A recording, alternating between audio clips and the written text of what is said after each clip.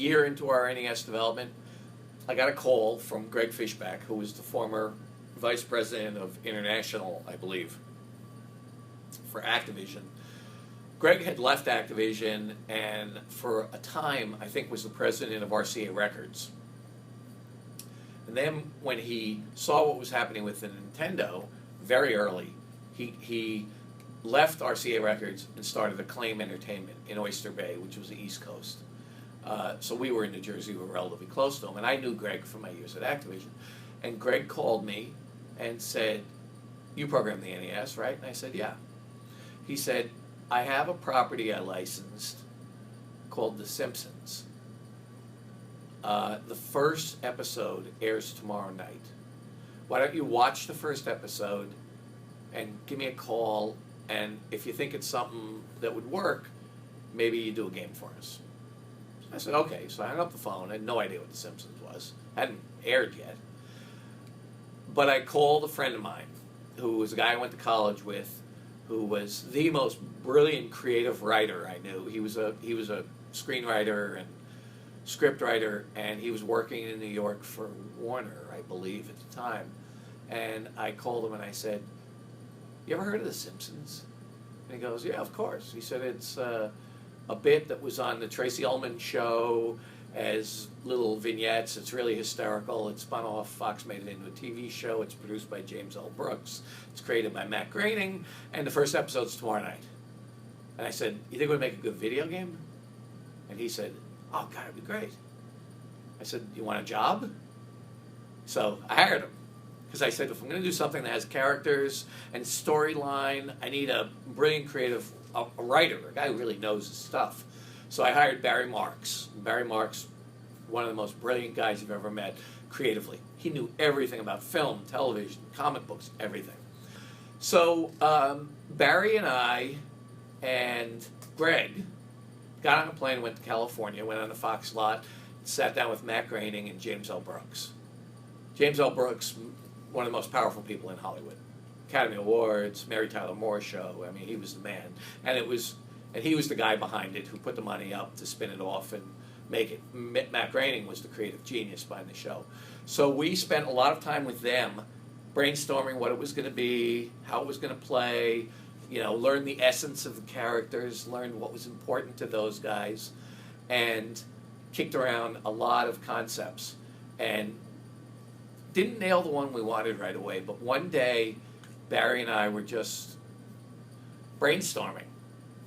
And in the game industry, brainstorming is anytime you're hanging around. There's nothing official about it.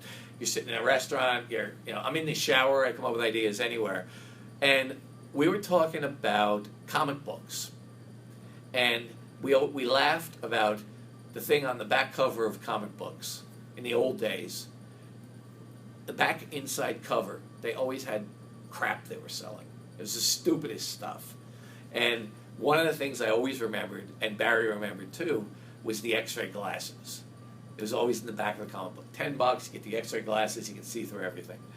And we came up with the idea that Bart sees this in the back of the comic book, sends away the money, gets the x-ray glasses because he wants to be able to see through all the girls' clothes when he walks around Springfield.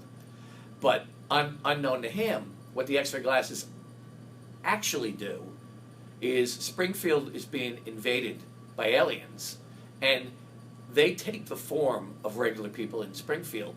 But if you're wearing the x-ray glasses, you can see through their form and see that they're really aliens. So Bart is going to save Springfield. And we came up with that concept starting with the idea of the x-ray glasses. And it was brilliant. And it probably was more Barry than me because he was just unbelievably creative with that stuff. And we loved the idea, and we ran with it, and Matt Groening and James L. Brooks loved it, and it was a monster product to make because we had to get it perfect. We had to get it approved by Fox every step of the way. We had a team of programmers working on it. I actually wrote a lot of code on it. I did a lot of the interaction of the character and designs of the early levels. And, man, we killed ourselves making that game. But it came out, and by the time it came out, it was clear the show was going to be a success. No one ever knew it was going to be as big as it got. But we were very proud of it. It was a It was a good game, and Nintendo liked it, and it came out on the NES, and we followed it up with, it was Bart versus the Space Mutants was the name of it, so we decided to do a Bart versus line of games. So it was Bart versus the Space Mutants. Next one was Bart versus the world, and the entire concept of that came from we envisioned Bart on his skateboard going down the Great Wall of China. And we said, that's a great scene. Let's do Bart versus the world, because we wanted to get him in China. And then we did Bart versus Radioactive Man, who was a character in the show. And we did Bart and Lisa go to Camp Deadly on the Game Boy, where they went to a summer camp that was a camp from hell. So we did a line of 4 or 5 Simpsons games, and it was really fun. I thank Greg from the bottom of my heart that he was brilliant enough, which he always was, to identify a property before anybody else knew it was going to be big. Back at Activision, he did the same thing with Ghostbusters. He flew on a plane next to a guy from the film studio. The guy started telling him about it, and Greg said that would make a great game. Licensed the rights, David Crane did a game, and Ghostbusters was massively successful. So Greg just knew how to find the properties. It's an interesting question where Bart versus the Space Mutants falls in the whole timeline of games that were based on stories, TVs, or film. It probably was one of the first that had a reasonably deep storyline.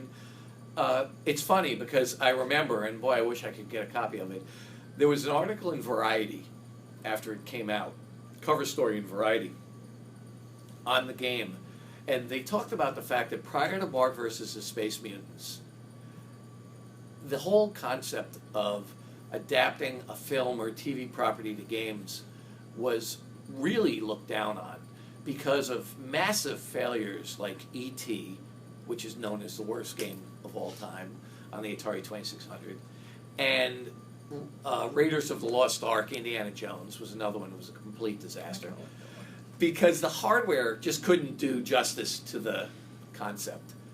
And I have to interject that Howard Scott Warshaw was the programmer that did E.T. on the 2600.